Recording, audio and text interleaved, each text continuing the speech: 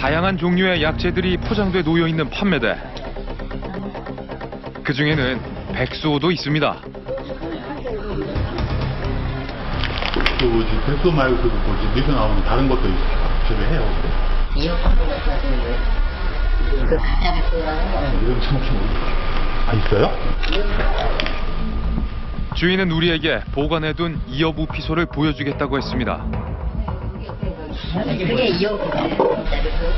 가게 한켠에서 꺼내준 이어부피소. 백수호에 비해 크기가 상당히 크고 굵습니다.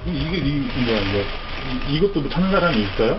그전에는 이것도 많이 하고 있어요. 이어부피소라고 정확하게 뭐 판매를 해야 된다, 그전에는. 그러다가 그 이후부터는 뭐 이것도 판매를 하면 안 된다 그러더라고. 이거는 제가 작년에는 이걸 안 샀어요. 재작년에 샀지. 최근 이어부피소 판매는 금지됐지만 여전히 많은 농가가 재배를 하고 있다고 합니다. 식약청에서 이제 단속이 나온다고 이랬는데 암암리에 그러니까 묵인을 한 거죠. 그러니까 왜냐면은 이거 당장에 끊어버리면은 쪽에는요 완전히 죽어요, 농가. 지금도 거기 많은 사람도 있어요. 백수호와 이어부피소 구분할 방법은 없을까요? 이어부피소는 잘랐을 때 단면이 치밀하지 않으며 가운데 구멍이 있고 일반적으로 백수호에 비해 굵고 크기가 크다고 합니다. 하지만 이런 특징 역시 개체에 따라 차이가 있어 두 가지가 섞여 있을 경우 확실하게 구별해내기란 불가능합니다.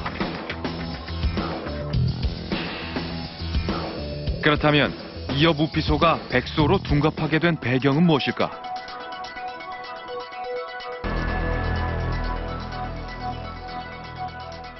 이건 이 중화본초인데요.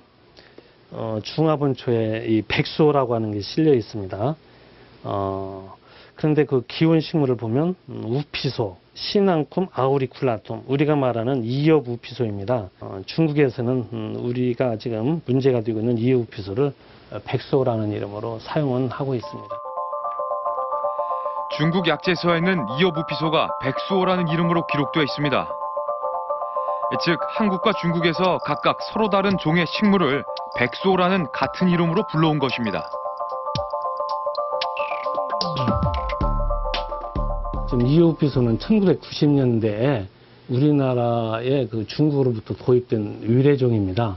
그렇기 때문에 그 한의학적으로 이 이어부피소는 사용한 근거가 전혀 없는데 90년대에 그 재배 농가들이 이 백수호를 대신해서 보다 더 생산성이 높은 이 이어부피소를 재배해서 백수호와 함께 사용을 했습니다. 제 앞에 있는 이것이 바로 가공되지 않은 자연 형태의 진짜 백수호 뿔입니다. 한 뿔이 통째로 저희가 캐왔는데 이렇게 불규칙한 원기둥 모양의 잔뿌리들이 여러 개 덩어리져서 매달려 있는 형태입니다. 이 뿌리에 껍질을 벗기고 건조시키면 이런 형태의 우리가 흔히 볼 수 있는 백수호가 되는 거죠. 그런데 가짜 백수호로 둔갑해서 팔리고 있는 외래종 이어부피소도 이렇게 마찬가지의 과정을 거쳐서 가공이 됩니다. 우리나라 토종 백수호와 외래종인 이어부피소, 그 차이를 한번 자세히 보실까요? 제 손바닥 위에 진짜 백수호와 이어부피소를 이렇게 나란히 놓겠습니다. 알려지기를 이 백수호는 이어부피소와는 달리 자세히 보시면 표면에 세로 방향으로 줄무늬 같기도 한 이 결이 나 있는 것이 특징이라고 알려져 있습니다. 그런데 이어부피소도 자세히 보시면요, 미세하게 세로 줄무늬 결이 있어서 더욱 구분하기가 쉽지 않습니다. 그런데 한 가지, 색깔은 조금 미세하게 티가 납니다. 이어부피소에 비해 진짜 백수호의 색깔이 조금 더 하얗다는 것을 보실 수가 있습니다. 약재 시장에서는요, 백수호는 이런 분말 형태로 판매가 되는데요. 이어부피소의 분말과 이렇게 나란히 놓으니 색깔 차이도 느끼기 힘들 만큼 더 똑같아졌습니다. 그렇다면 냄새는 어떻게 다를까요?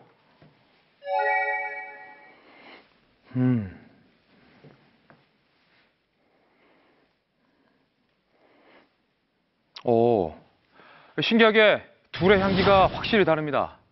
뭐랄까. 이어부피소는요, 마치 이 도라지, 산도라지 같은 향기가 나는데요. 이에 반해서 백수호는요,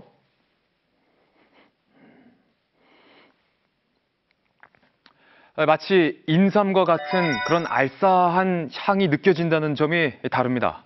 그런데 문제는요, 이런 차이점이 있더라도 백소와 이오부피소가 한데 섞여 있을 경우는 전문가조차 확실히 구분할 방법이 없다는 겁니다.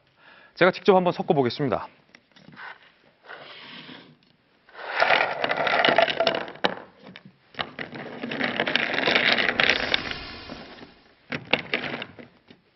어떻습니까?